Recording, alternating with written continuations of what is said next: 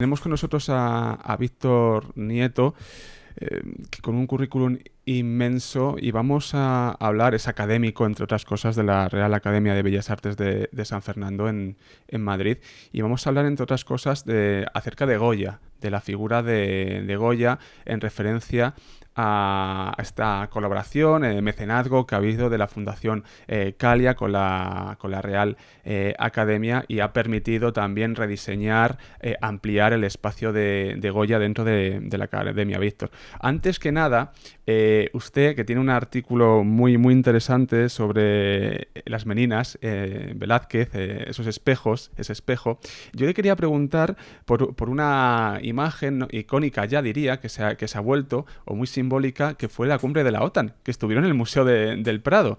Quería Sí. preguntarle acerca de ello, porque claro, los museos van más allá del arte, ¿no? Porque estamos hablando de poder en este caso. Hay una simbología clara en esta reunión, en esa foto de familia que se hacen con las meninas. ¿Qué ve usted ahí?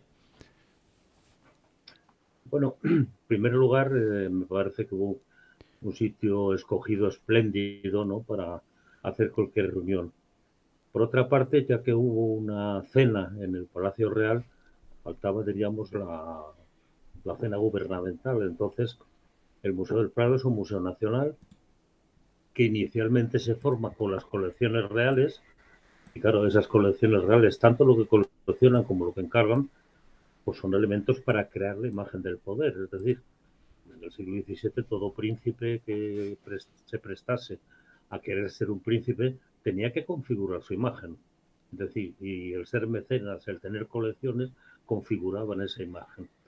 Naturalmente, hacerse una foto delante de las meninas, pues es de alguna manera también pues refrendar un cierto prestigio, ¿no? Eh, Hubo polémica con esta. Hubo polémica, no sé si usted la ha visto, porque hubo polémica de cómo están en el museo, ¿no? El empleo del museo. Lo que pasa que, no sé, yo creo que el museo debería de utilizarse también para este tipo de actos. No sé si está usted de acuerdo, porque al final es un elemento, es cultura, ¿no? Y también la cultura es muy necesaria que destaque.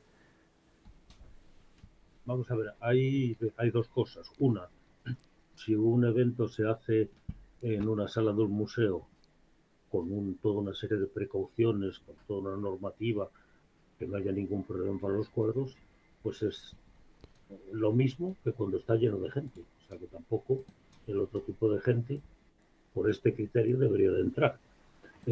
Y por otra parte, bueno, pues hacerse una foto delante de las meninas también es un prestigio para nosotros, ¿no? Tener las meninas. Desde Ah, luego. Seguimos, pues sí. seguimos. Vamos con Goya. Vamos con Goya, vamos con la figura de Goya en este caso, la Real Academia de Bellas Artes de San Fernando. Lo primero de todo, Víctor, ¿qué relación tiene Goya con la Academia, con la Real Academia? ¿Tuvo relación? Sí tuvo una relación muy importante, casi para poder decir que la casa de Goya en Madrid fue en realidad la Academia, ¿no? Y Goya es un pintor aragonés, tiene una etapa aragonesa, viene luego a la corte buscando clientela y luego es nombrado académico. Con lo cual, la relación que tuvo con la Academia, que se había fundado no hace muchos años, fue muy importante. Hay que tener en cuenta que en esos años ser académico prácticamente era lograr una aceptación, una consagración total, ¿no?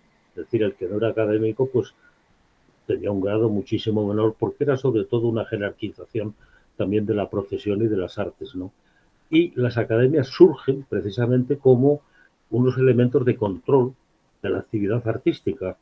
Se enseñaría de una manera el arte, se controlaba también los monumentos, los edificios que se iban a construir.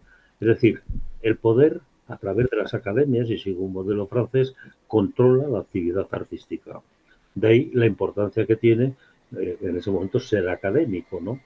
Ahora, hay cosas respecto de la enseñanza muy importantes, porque a final del siglo XVIII el director de la academia pide a todos los miembros y profesores que enseñan pintura en la academia que comenten libremente qué opinan de la enseñanza del arte en la academia, de la pintura en la academia. Y la carta de Goya es impresionante. Está expuesta un facsímil en la sala de Goya y dice que la enseñanza debe de ser libre, que el maestro nunca debe de imponer a los alumnos lo que él quiere que sea en el arte, que hay que dejar al alumno que lleva adelante toda su imaginación y toda su capacidad, etc. Es decir, en un mundo dominado por las normas del clasicismo, este aspecto de Goya muy personal, pero indudablemente anuncia todo lo que va a ser después las transformaciones de pintura del 19.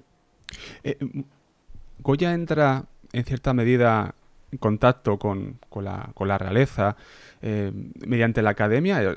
Como ha dicho, es una herramienta útil para ello. ¿Entra por ahí o entra por otro lado? Bueno, él ya iba teniendo una clientela, es decir, primero él entra para realizar cartones o bocetos para los cartones de la fábrica de tapices, que vemos los cartones están expuestos, por ejemplo, en el Museo del Prado, y se hacían tapices para la Real Fábrica. Y eso a Goya pues le va a dar un cierto prestigio porque está trabajando para una institución real. Y al tiempo él va haciendo una clientela. Hay que tener en cuenta que en el siglo XVIII todos los trabajos de pintura se hacían por encargo. Es decir, que un pintor pinte por su cuenta una obra y hoy en día estamos acostumbrados a eso. El pintor pinta en su estudio, puede hacer obras por encargo, pero las hace, las expone, las vende, no las vende, las compran allí. En el 18 todo se hace por encargo. Goya incluso llega a renegar de esto. Hay un momento que a un amigo suyo le escribe y dice: tengo fortuna, tengo medios, tengo dinero, pero estoy harto de hacer obras por encargo en las que la imaginación y el capricho no tienen ensanche. Es decir, se queja de tener que trabajar por... Es de las primeras quejas del trabajo por encargo. Veremos cómo luego, a lo largo del siglo XIX, que muchos pintores van a abandonar el encargo, llegará un momento que hasta un pintor como Van Gogh solo vende un cuadro porque, claro, no pinta por encargo. O sea, llega un momento que el tipo de trabajo ha cambiado por completo. Y también dará lugar a que en el siglo XX algunos artistas pinten contra el cliente y el encargo, como los surrealistas o los dadaístas, ¿no? ¿Cómo era el Madrid artístico en el cual vive Goya? ¿Qué contexto artístico le rodea al pintor? Sí, bueno, Goya llega, ya se había fundado la academia. La academia hay que decir que se inicia con los principios neoclásicos, con un clasicismo estricto, pero todavía tenía multitud de elementos barrocos, es decir, algunos de los fundadores de la academia eran barrocos. Y también llama la atención que había una cierta diversidad dentro de los artistas que estaban en la academia. Había, por otra parte, las clientelas distintas, que eran las que determinaban bastante el tipo de encargos. Es si un pintor pinta pinturas religiosas porque le han encargado pintura religiosa, pero a veces puede ser por un encargo real que a lo mejor para una capilla real pues haga pintura de tipo religioso. Por ejemplo, Goya hace los frescos de la ermita San Antonio de la Florida, ¿no? Pues son espléndidos, es un tipo de pintura religiosa. Luego, fundamentalmente, la nobleza lo que solía encargar sobre todo era retratos. El género del retrato, que también lo hay en la corte, y Goya va a ser pintor del rey y va a tener que realizar retratos de los reyes de una forma abundante, incluso la familia Carlos IV, que es un retrato en conjunto, de alguna manera, pues es una de las familias reales, primero las Meninas, luego la que hace Valló de la familia Felipe V, y luego estas son las familias reales. Se podría añadir la última de Antonio López, ¿no? Que está en Patrimonio Nacional y que también es un cuadro de familia. Pero como digo, el retrato era de los géneros más demandados, tanto por la corte como por la nobleza, la aristocracia, incluso, bueno, hablar todavía de burguesía era difícil, pero bueno, había personajes que encargaban también cuadros. De hecho, la Real Academia de Bellas Artes posee una parte de retratos. Hay una figura que es la de Manuel Godoy. Goya, en este ámbito, ¿con quién tenía una relación más estrecha dentro del círculo, ¿no? de Godoy?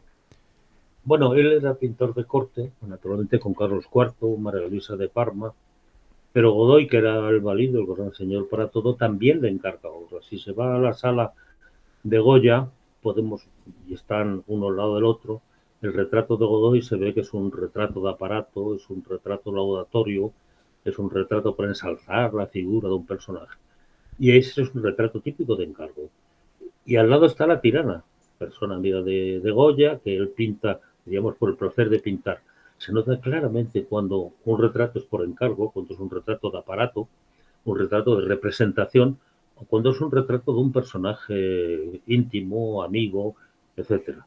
En Goya, sobre todo, se nota mucho.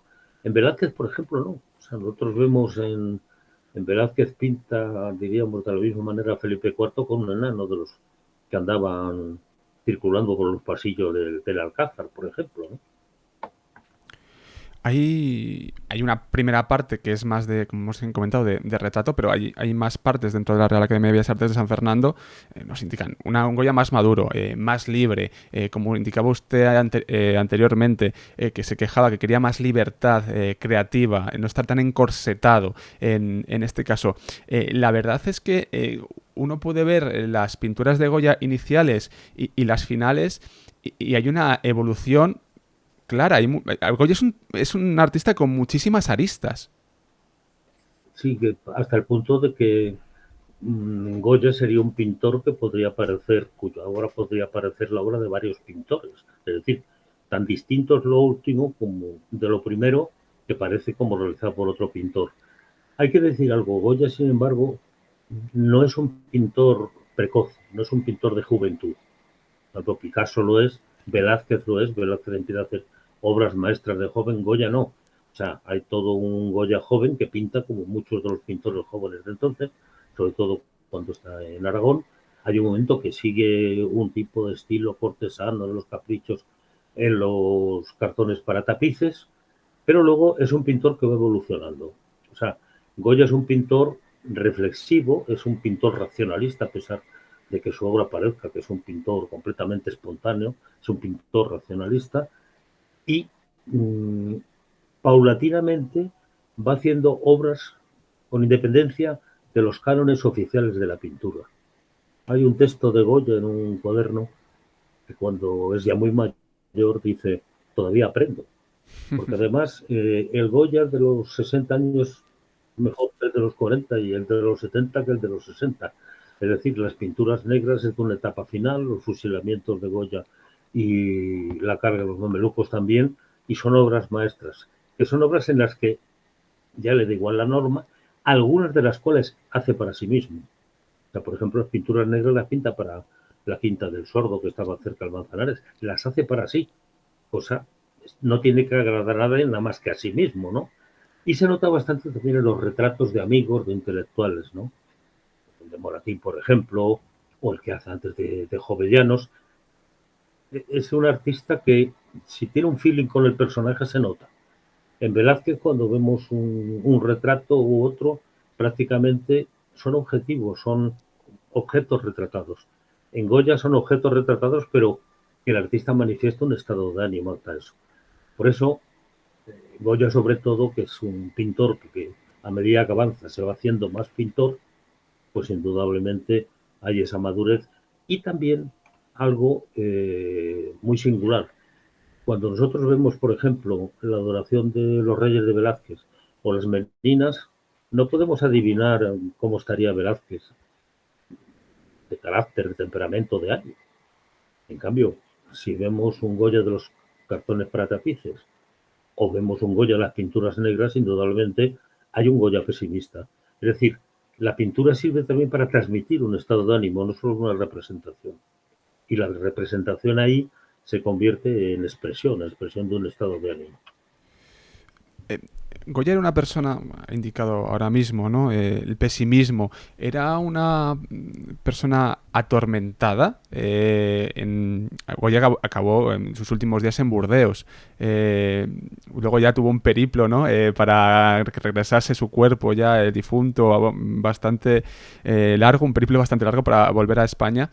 De hecho, la testa, la cabeza, no se sabe dónde está. Eh, ¿Era una persona atormentada, Goya, en la última etapa en España, en esa etapa de la Quinta del Sordo, por lo que nos demuestra esa pintura? No, es que yo creo que hay una cosa, es que a Goya le tocó vivir una época tremenda. O sea, Goya vive el antiguo régimen, paralelamente al antiguo régimen que vive aquí está la Revolución Francesa. Goya vive la invasión napoleónica, las guerras, etcétera. Hay un crítico de la depresión americana de los años 20 que inicia un libro con las siguientes palabras. Cuando hay un proverbio chino que cuando los chinos te querían maldecir, te decían que vivas en una época interesante. Goya vivió una época interesante y las épocas interesantes son terribles. Hay que tener en cuenta una España que no había conocido desde los árabes una invasión, una España que tenía un imperio, que había una vida cortesana, etcétera. De repente ve que hay todos los problemas políticos que hay, una invasión, una lucha contra la guerra, algo que lo obsesiona porque él es un ilustrado y la violencia de la guerra le obsesiona por fuerza. Entonces, claro, lógicamente eso va haciendo mella en él, va cambiando también ese carácter como es lógico, va haciendo que le interesen cosas que a otros pintores no le habían interesado. Por ejemplo, en los cuadros de la academia hay varios, hay unas tablitas espléndidas que en una de ellas, por ejemplo, aparece un auto de fe de la Inquisición y en otra unos flagelantes. Es decir, es claramente una crítica de algo. La Inquisición se disolvería después, desaparecería poco después. Pero, por ejemplo, hay una casa de los locos, que es un tema recurrente, y bueno, a mí me recuerda a Foucault, ¿no? O sea, ilustraría perfectamente un libro de Foucault. Pero hay sobre todo un aspecto que es muy importante. Goya ve a los locos no como un mal del alma, sino como algo físico, que es lo que va a decir Freud después. Es decir, tiene una visión moderna del mundo. Claro, la época que le tocó vivir, que era muy interesante, era una época atormentada, indudablemente, por todos estos cambios muy difíciles de asimilar, que eso va a hacer que Goya también tenga muchas contradicciones. De la Real Academia de Bellas Artes de San Fernando, para usted, ¿cuál es, digamos, la obra, pues seguro que muchas, ¿no? Pero la obra clave de Goya, no sé si ya la habrá mencionado anteriormente ahora aquí, ha mencionado unas cuantas, ¿cuál sería para usted? Bueno, hay otra cosa también importante en la academia, que se conservan prácticamente todas las planchas de sus grabados, que ahora se están en proceso de restauración. Claro, tener todas las planchas es un tesoro. Con ellas no se pueden tirar hacer ediciones nuevas, pero indudablemente se están limpiando porque fueron planchas además grabadas por él. No es un artista que da un diseño y hay otro que graba. No, fue él el que hizo directamente, un grabador de primerísima calidad. Entonces, claro, todas las planchas, toda esa edición de la tauromaquia, los caprichos, los desastres, los proverbios, es un mundo impresionante. Y luego, sobre todo, las obras que tiene, por ejemplo, hay dos autorretratos. Uno de Goya joven, pequeñito, antes salió por ahí en pantalla. Es el Goya que acaba de entrar en la academia, es el Goya triunfador. Está con un sombrero parecido, un sombrero de copa, que tiene unos aparatitos para colocar velas, para cuando él pintaba de noche a veces, ponía unas velas en la película de sobre Goya, Sí. de Saura, aparece de esa manera. Y si vemos ese Goya triunfante y luego vemos el Goya, el retrato, el autorretrato, hay otro en el Prado igual, de 1815, en que ha pasado toda la guerra, es un Goya agotado, es un Goya melancólico, es un Goya cansado, es un Goya taciturno, es un Goya vital también. Pero claro, es que esa vida le marcó de una forma las mismas guerras en que aquí aparece un personaje nuevo, que es el pueblo interviniendo en una guerra, en una ciudad, la guerra de guerrillas, pero luego en la ciudad es el levantamiento, el equivalente a la guerra de guerrillas. Claro, eso, antes las guerras eran como de, había problemas en ciudades, por supuesto, pero eran guerras de ejércitos profesionales.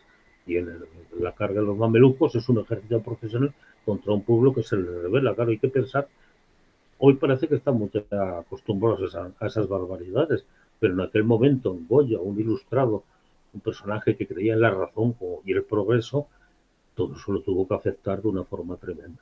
Y luego también por sus propias ideas tuvo también problemas políticos con Fernando VII cuando vino. Hay algunas otras cuestiones que nos gustaría abordar también en referencia a la academia. Una reflexión, Víctor, acerca de la importancia del mecenazgo, que muchas veces parece que se olvida, pero la academia en este caso, para la academia es una pata fundamental, para esta academia y para otras academias, entiendo.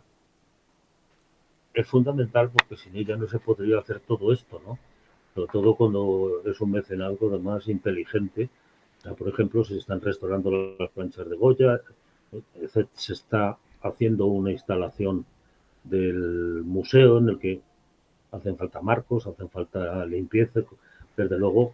Y en España hemos de decir que estamos bastante atrasados en eso. O sea, hay sitios, por ejemplo, en Estados Unidos, que el mecenazgo es como la cosa más normal del mundo, ¿no? Y aquí pues sigue siendo una excepción. Pero bueno, hay que decir que gracias a eso se mantienen estas cosas y es algo que los mecenas invierten en un museo, pero que tiene un alcance a todo el mundo, ¿no? En cuanto hablamos al principio de este programa del Museo Nacional del Prado, da la sensación de que la Academia, la Real Academia de Bellas Artes de San Fernando, que se puede visitar, de una parte visitable, es una gran desconocida. Víctor, ¿qué se puede hacer para dar a conocer más esta institución? Bueno, es que hay que tener en cuenta una cosa. Aparte del Museo del Prado es el Museo del Prado, que es algo aparte. Casi es el segundo museo, y casi es el origen del Prado viene de ahí. Hay que tener en cuenta una cosa. La Academia es un edificio que ha tenido varias funciones a la vez. O sea, primero se crea y se sitúa en la Casa de la Panadería, en la Plaza Mayor, y después se traslada aquí, que era un palacio, el Palacio Goyeneche, que era, bueno, clases económicamente potentes y tal. Y entonces ahí se instala la academia. Pero claro, ahí va a estar la academia con sus sesiones, con sus reuniones, con las clases de arte que se dan y con las obras que se van adquiriendo para la enseñanza de los alumnos. Es decir, luego más adelante la Academia de Bellas Artes, la Escuela de Bellas Artes va a estar ahí hasta que en el siglo XXI se convierte de escuela en facultad y pasa a la ciudad universitaria. Claro, eso no da sensación de un museo aparentemente. Primero. Segundo, es que ha tenido todas esas funciones. O sea, no podemos poner museo cuando es museo, academia, taller de vaciado, cacografía, etcétera. O sea, tiene muchas cosas. Y también, no lo sé, pero quizá como se tiene un poco el criterio del eje castellana, y entonces tenemos Jardín Botánico, Museo del Prado, Thyssen, Biblioteca Nacional, esto queda a un lado. O sea que, desde luego, las obras que se pueden ver ahí son únicas, son todas de primer orden. Y hay algo que también me gustaría reflexionar. A mí me gustaría que fuera mucha más gente al museo, mucha más gente que lo viera. Desde luego, estamos subiendo un poco porque durante la pandemia y las obras que se hicieron con el proyecto Canalejas y todo eso, pues aquello le hicieron un lugar cerrado.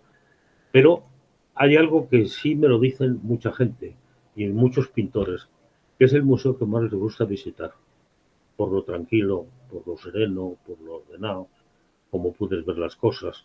Es decir, no hay aglomeraciones.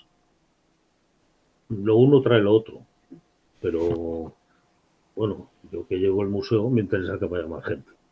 Pero yo comprendo que también si se pierde lo otro algún día, que espero que no, pues también sería un problema, ¿no? Ahora, como se puede estar, por ejemplo, viendo algunas obras en la academia, en no muchos museos se pueden ver así.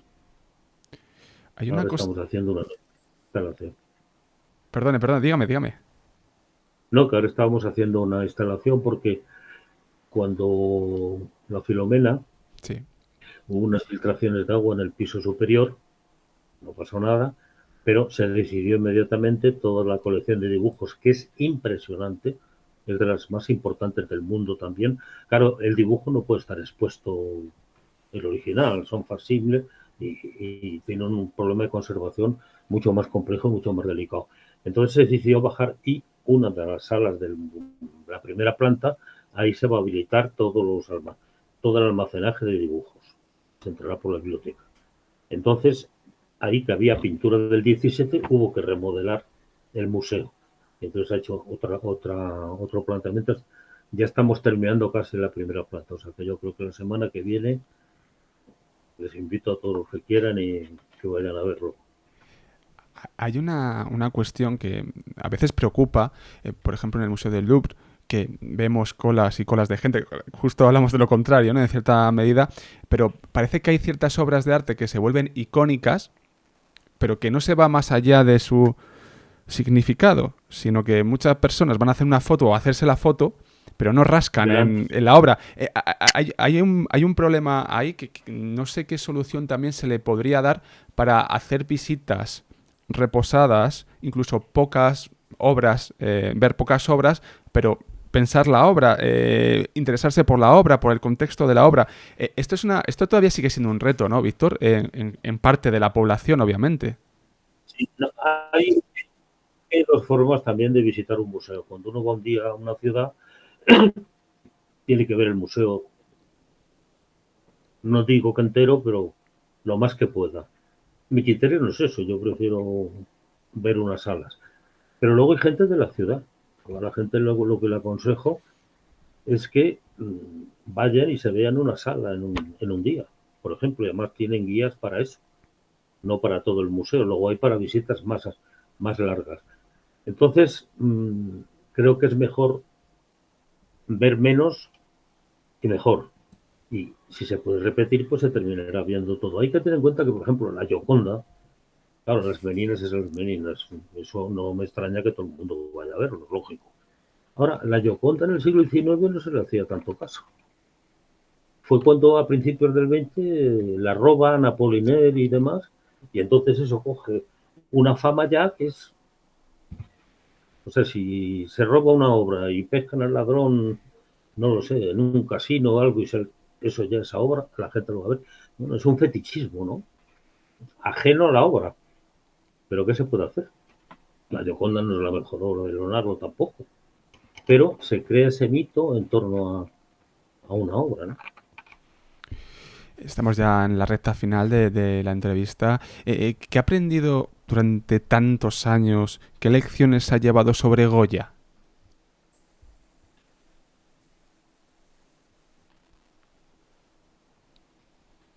Pues que es casi inabarcable. O sea que por mucho que se estudie, vamos, yo no me he especializado exclusivamente en Goya, ni mucho menos, pero que es un pintor de una amplitud. Prueba de ello de que hoy en día quizá sea el pintor que tenga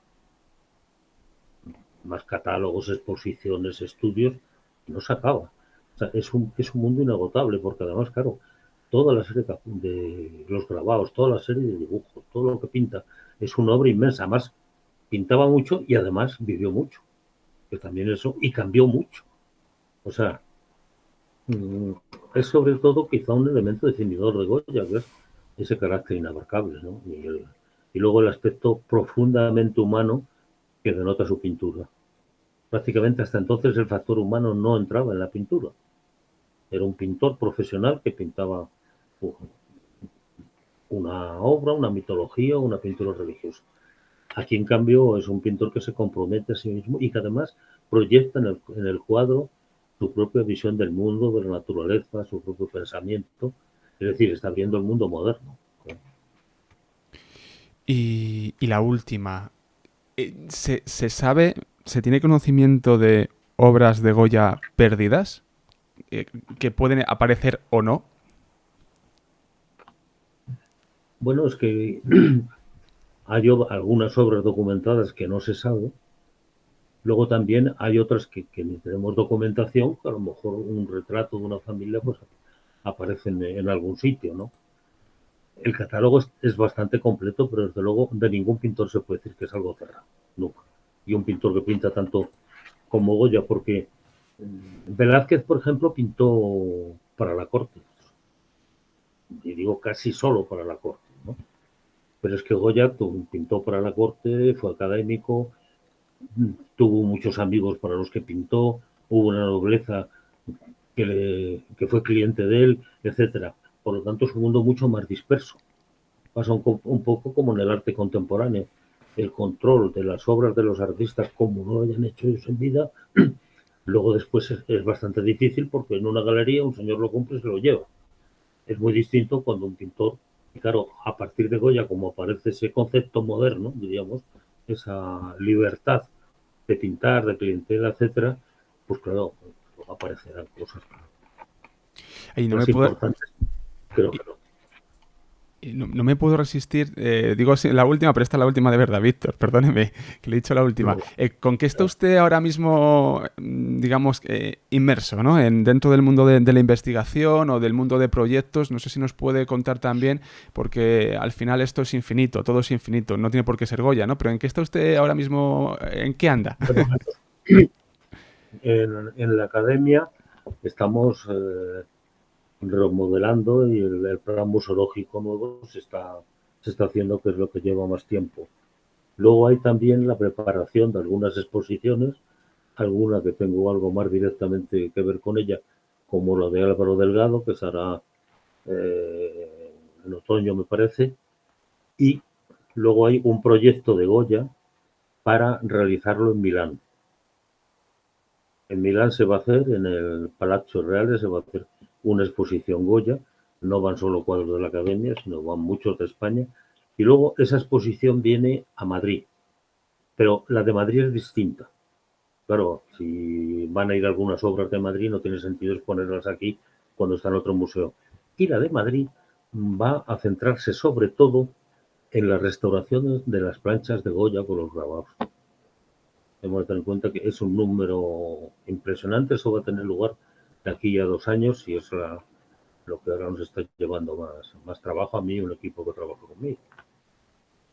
Ha sido un auténtico placer poder charlar con usted. Espero que sea la primera, pero no la última, vez que Encantado. podamos charlar. Un placer, de verdad, Víctor, hablar con usted, que es una eminencia. Lleva tantos años. No, Sí, yo lo puedo decir. Muchas vale, gracias de corazón, Víctor. Muchas gracias. vale. A vosotros. Gracias. Gracias. Buenas tardes. Buenas tardes.